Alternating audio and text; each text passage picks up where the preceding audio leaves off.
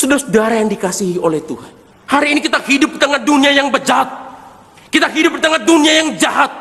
Kita hidup di tengah dunia yang cemar. Dunia di mana kejahatan sudah menjadi hal yang biasa. Dunia di mana kehidupan berdosa sudah menjadi gaya hidup manusia di zaman ini. Bagaimana kita bisa hidup benar di tengah dunia yang cemar seperti ini? Bagaimana kita bisa tetap hidup taat di hadapan Allah di tengah dunia yang jahat seperti ini?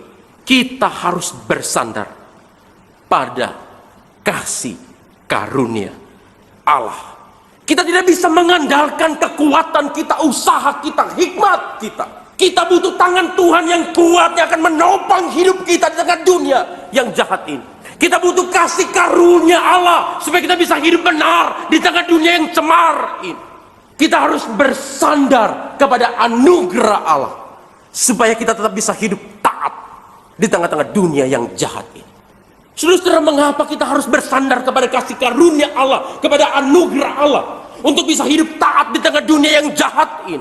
Alkitab mengatakan kepada kita dalam Efesus pasal 6 ayat 12, karena peperangan kita di tengah-tengah dunia yang berdosa ini bukanlah melawan darah dan daging, bukanlah melawan manusia yang kelihatan, tetapi melawan pemerintah-pemerintah, penguasa-penguasa, penghulu-penghulu, dunia yang gelap, melawan roh-roh jahat di udara. Peperangan kita adalah melawan kuasa iblis.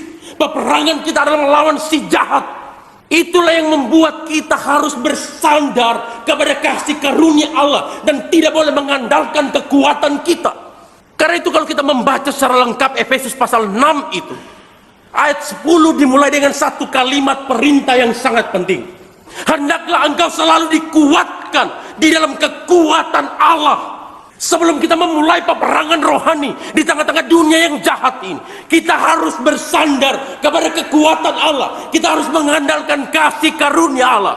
Hendaklah kamu dikuatkan terus-menerus di dalam Allah dan di dalam kekuatan kuasanya. Saudara-saudara yang dikasihi oleh Tuhan, di tengah-tengah dunia yang jahat ini, kau ingin menjadi seorang suami yang taat di hadapan Allah. Kalau engkau ingin menjadi seorang istri yang taat di hadapan Allah, engkau harus bersandar kepada kasih karunia Allah. Engkau harus bersandar kepada kekuatan Allah.